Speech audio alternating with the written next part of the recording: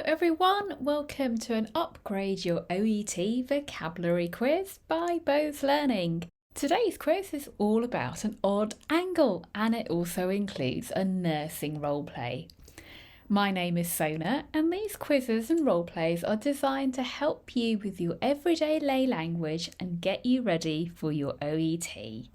I'm a premium preparation provider of the OET from Bose Learning.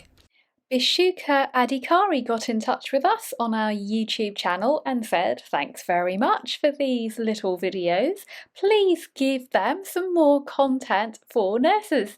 So thank you very much, Bishuka, for your lovely comment. And here we go. This is especially for you and your fellow nurses.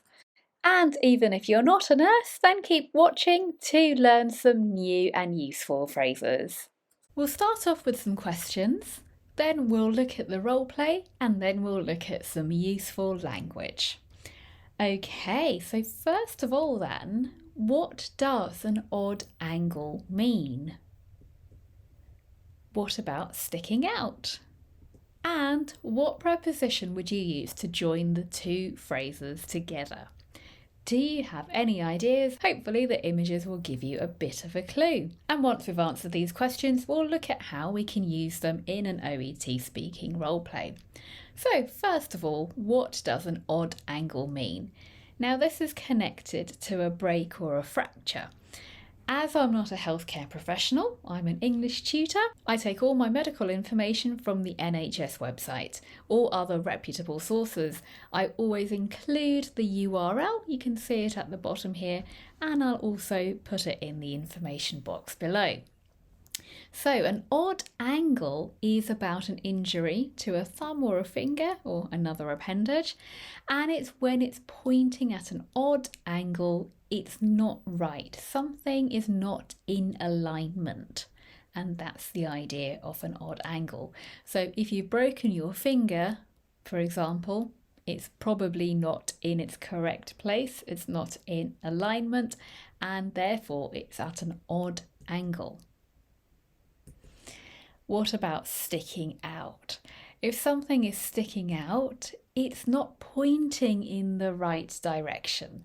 So normally fingers point in one direction, they point upwards if you have your hand at rest, and it's not doing that. It's sticking out, it's pointing in the wrong direction at an odd angle.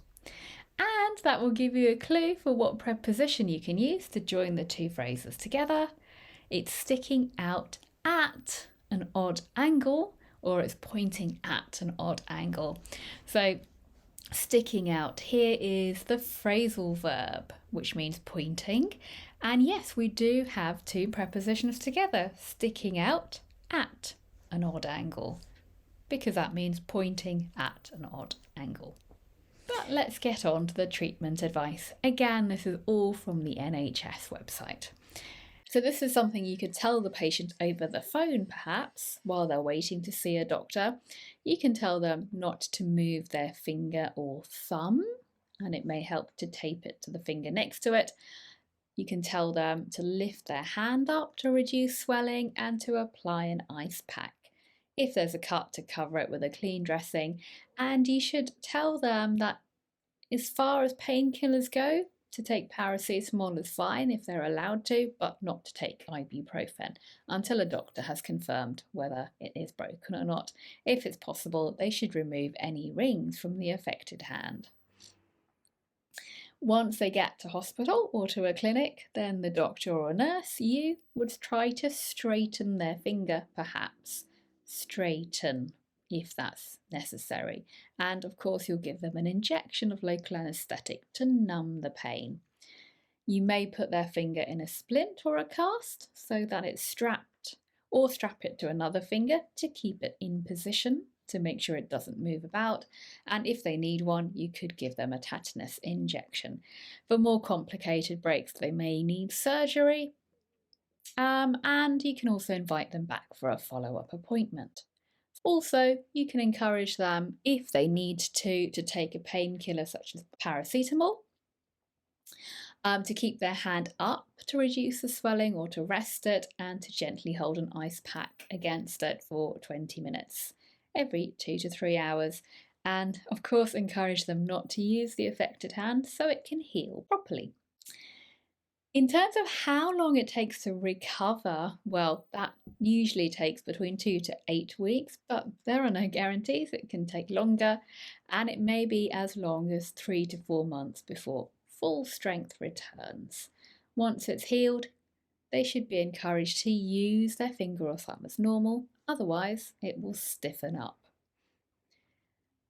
Their doctor could give them some gentle exercises, and they need to check when they can return to contact sports.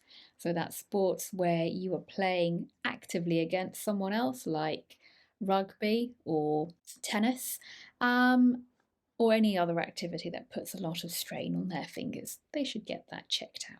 Just before we look at the role play, I'd like to remind you that if you are enjoying these videos, please click on that like button, share it with a friend or a colleague, and subscribe to us.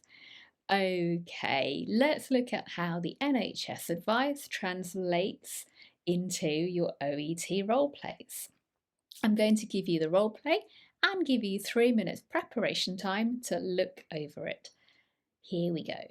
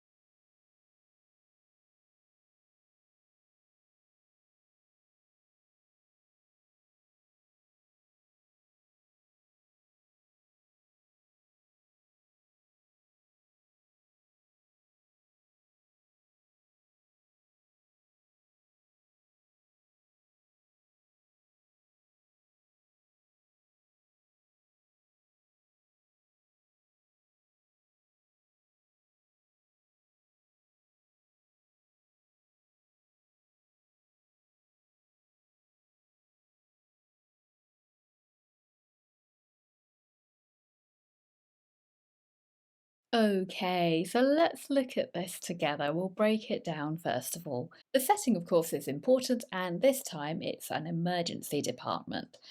The 40-year-old who's come to see you has already had some advice. They've phoned the national helpline. That's interesting. So you might want to find out what advice they've been given. They've been told to come and see you, so that's why they're there. How might they be feeling? Well, accident and emergency departments are not very nice normally. So they might be feeling anxious, they might be frustrated if they've had to wait some time. So try and anticipate what their emotions might be like. And of course, they're in pain because they've probably broken their finger. Next, have a look at the tasks themselves. So it starts off with a bit of information gathering to find out what caused the fracture, the intensity of the pain and the range, and then we go on to information giving, explaining that it's possibly broken, etc., reassuring the patient. That will give you a clue as to their emotional state, reassure the patient that they were right in coming to see you. So they might be feeling guilty that they've come to see you, you're so busy, it's an accident, an emergency, but actually they did the right thing. And then give them an outline of what will happen next, and finally advise them on aftercare. In this session, we're going to focus on the middle part, so this bit of information giving, explaining the procedure, reassuring them, and then giving them an outline of what will happen at hospital itself.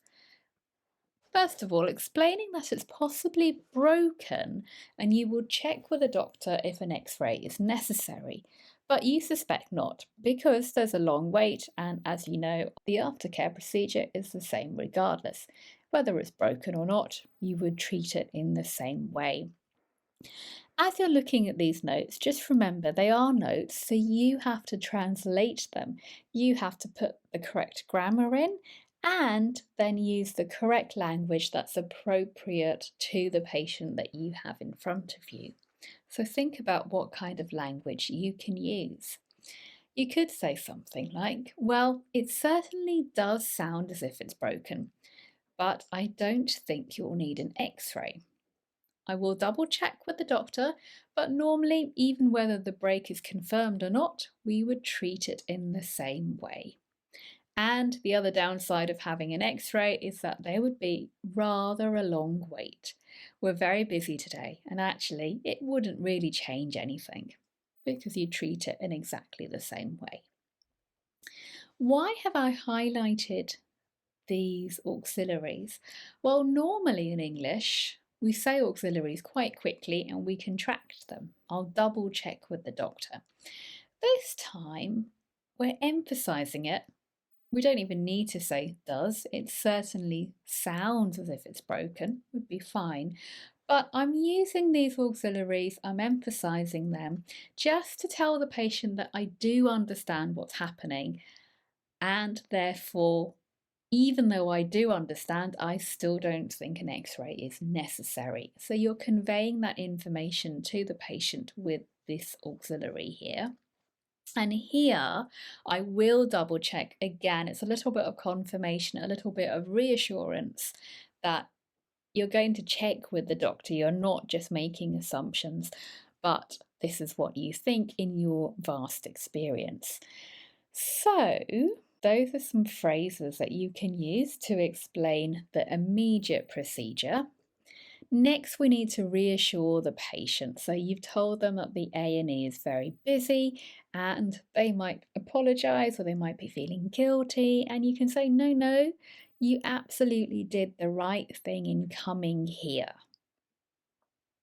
So you're trying to reassure them. Unexpectedly, you might have expected them to be a little bit angry at having to wait, but actually they're just feeling really foolish and you're trying to reassure them. These kind of things can happen to anyone. You know, anyone can actually be cleaning and then fall off the ladder. It's not so unusual, actually. And from what you've told me, you've given your finger the immediate aftercare that you needed. So, well done. So you're reassuring them that everything that they did was correct and fine.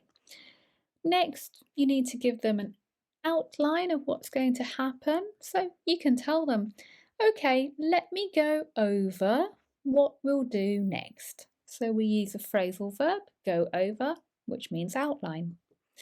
The most important thing is to keep your finger in place to allow it a chance to heal properly. Instead of saying maintain position, we use the less formal keep it in place. So we'll put it in a finger splint that holds it steady, and strap it against the next finger.